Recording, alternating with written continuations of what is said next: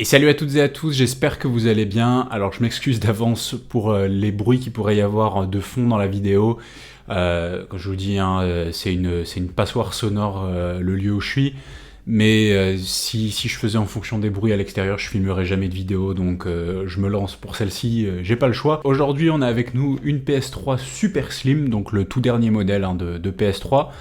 Celui-ci vous l'avez déjà vu dans une vidéo précédente, je vous la mets par ici, en haut dans les fiches. Vous pourrez aller la voir, parce qu'en fait c'était, on va dire, un diagnostic de cette console qui ne fonctionnait pas. En gros, hein, pour faire le résumé rapide de la vidéo, mais allez la voir quand même, elle était assez intéressante. C'est au moment de brancher la console, donc il y avait l'image, tout ça, et on avait une erreur, c'était la 8002 F1 F9, qui en général est liée à un problème du module Bluetooth Wi-Fi. On va s'occuper de ça. J'ai commandé un nouveau module Bluetooth Wi-Fi qu'on va pouvoir mettre. On avait déjà regardé et prouvé que le module n'était plus fonctionnel sur celle-ci. De toute façon, c'est la seule solution qu'il y a après les trucs que j'ai déjà testés. Donc il n'y a rien d'autre à faire à part ça. Voilà, et on n'a pas vraiment le choix, c'est la seule réparation possible, enfin c'est le seul test possible.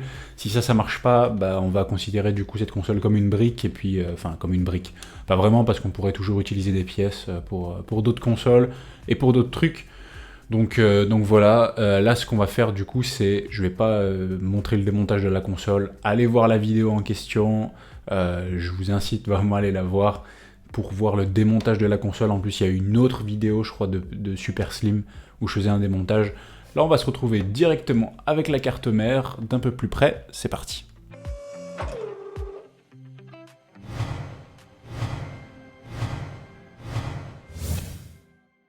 Donc on est ici au microscope au niveau du module Wi-Fi et Bluetooth. Donc il est là un peu trop gros pour le rentrer en entier sur le microscope. Je vais juste vous remontrer hein, par rapport à la dernière vidéo, donc là où on a vraiment prouvé qu'il y avait un problème. Donc le multimètre là est en mode continuité. Donc quand je touche... Ah bah non, je l'ai éteint. N'importe quoi. Voilà, quand je touche ici, ça bip. Si on teste, donc on met une aiguille sur la masse. Et l'autre, donc on va prendre un condensateur. Hein. Un condensateur, c'est simple. Il y a le négatif et le positif. Le positif est relié à la puce. Le négatif est censé biper parce qu'il est relié à la masse. Par contre, le positif n'est pas censé biper parce qu'il n'est pas relié à la masse. En temps normal, bien sûr. Et là, quand on le met, ça bip. Donc ça veut dire qu'il y a un court-circuit. Que quelque part, qu'il y a quelque chose qui envoie, donc normalement un condensateur, il y a du courant qui... Alors le courant ne traverse pas le condensateur, mais il peut y avoir du courant au niveau du condensateur, et il est censé, donc ici par exemple, y avoir une sortie de courant à cet endroit-là, ou une entrée, hein, peu importe.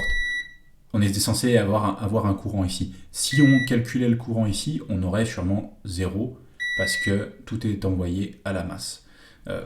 Exemple plus simple hein, même, normalement, un condensateur ne laisse pas passer le courant continu. Si je le touche là, ça passe. En fait, c'est comme si c'était un fusible, comme si c'était un fil. Typiquement, il y a aussi ce condensateur-là, qui bip aussi, donc qui agit comme un fil alors qu'il ne devrait pas. Ce côté-là devrait être positif, celui-là négatif. Ça, c'est un inducteur, donc c'est normal qui bip hein, quand je le touche. Mais voilà. En enlevant le module, ici, ça ne devrait plus biper. Et en mettant le nouveau, ça ne devrait plus biper non plus. Donc on va faire ça et puis vérifier. Donc on va d'abord mettre du flux tout autour.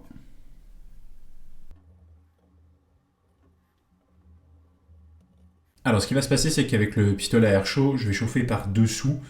Je pourrais chauffer par dessus, mais disons qu'il y a quelques composants quand même qui, qui me font un peu peur. Cette puce Samsung qui doit sûrement être peut-être de la RAM, ou enfin non, la RAM plutôt proche du processeur, mais là en plus il y a des petits connecteurs en plastique. Je vais plutôt tenter de chauffer par-dessous. En dessous, il n'y a pas grand-chose de fragile.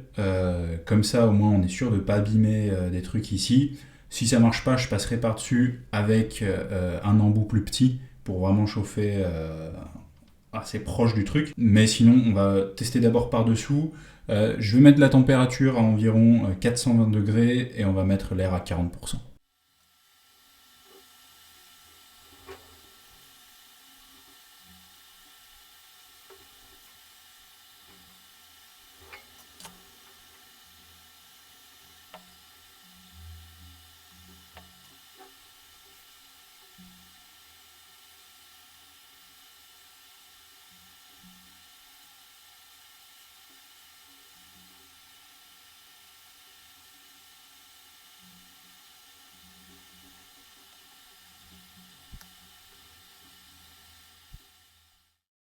Donc à nouveau sous le microscope, j'ai nettoyé un peu.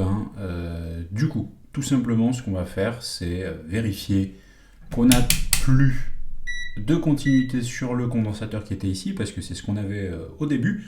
Donc je vais mettre cette aiguille-là sur la masse un peu plus loin.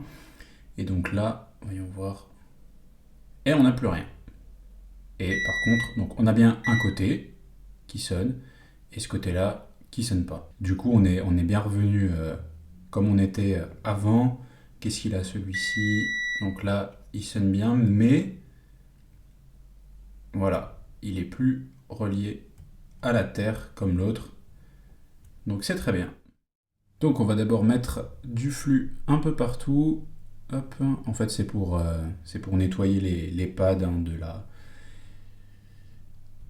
du module Wi-Fi Bluetooth que je viens d'enlever. Parce qu'en fait, il faut enlever la soudure qui est déjà dessus pour pouvoir mettre le nouveau module correctement. Donc, hop, avec le fer à souder.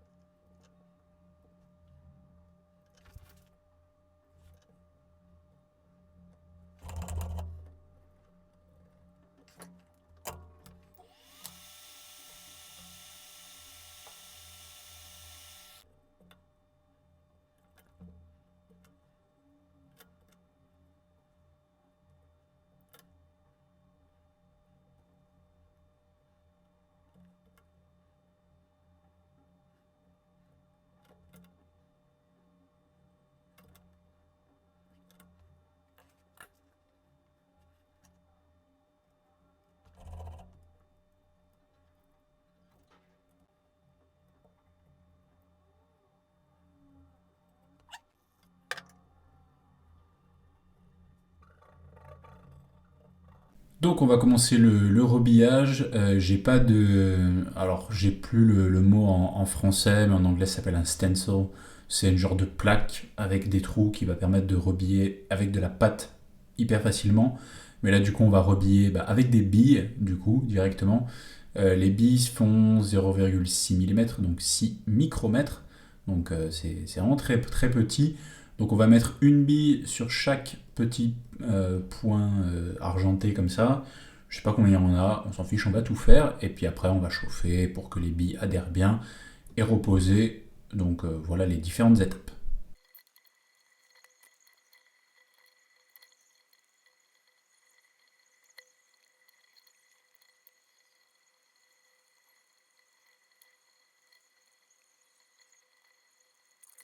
Bon, je m'insère rapidement à la vidéo, là, au montage. J'ai eu un souci avec le microscope. J'ai une partie d'une vidéo qui s'est corrompue, donc j'ai perdu pas mal d'images. Donc en fait, c'était au niveau du rebillage. Je vous mettrai quelques images de ce que je suis en train de faire, enfin de ce que j'ai fait en fait comme rebillage, parce que ce que je faisais avant, c'était pas une technique convenable. C'est-à-dire que je mettais les billes comme ça à sec directement sur le petit module, et ensuite chauffer, sauf que ça tenait pas. Les billes, elles bougeaient dans tous les sens. Du coup, ce que j'ai fait, c'est que j'ai mis du flux.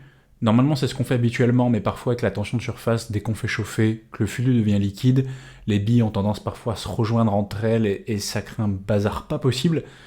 Et là, pour le coup, ça a bien fonctionné, j'ai eu aucun souci. Donc cette technique, c'est vraiment la meilleure. J'avais testé, ça dépend des fois, pour des puces plus petites, ça peut-être être bien de le faire à sec, mais là, il fallait absolument du flux, sinon ça marchait pas. Donc voilà, c'était la meilleure solution à prendre.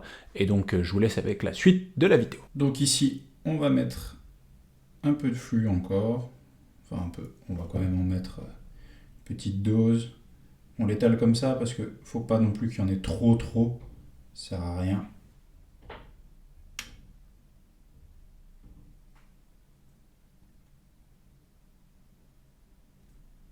Et comme tout à l'heure, on va chauffer par-dessous. Donc là, on va mettre, on peut mettre 60% d'air.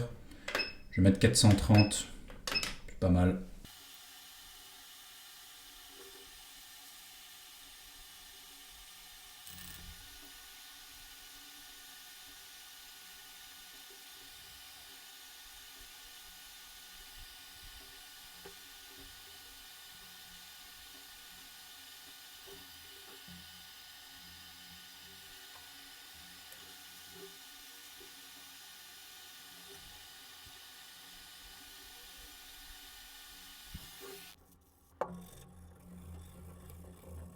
là ce condensateur n'est plus en court-circuit, c'est plus un fil. Celui-ci là-haut, ça l'était, c'est plus le cas. J'ai un tout petit qui est là que vous ne verrez pas parce que j'ai la flemme de remettre le microscope. Celui-là n'est pas un filtre. Après, je peux me mettre en...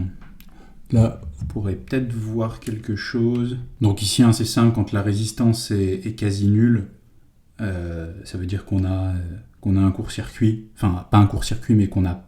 Là, pour le coup, ça veut dire qu'il n'y a aucune résistance avec la masse. Donc c'est normal, c'est le négatif. Et après, si je me mets là, on a 1,9 kΩ. Donc c'est très bien, c'est ce qu'il nous faut. Ici, on a combien ? 1,9 kΩ, c'est parfait. Et ici, ça doit être la Terre, donc on devrait avoir proche de 0. Voilà, 0,3. Et même chose sur ce tout petit condensateur qui est là. On a 1,9 K, pardon. Donc on n'a plus de court-circuit.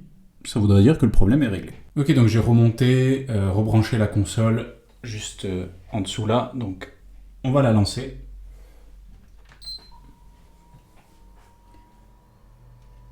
Donc déjà, on va voir si elle s'allume toujours. C'est déjà la première étape.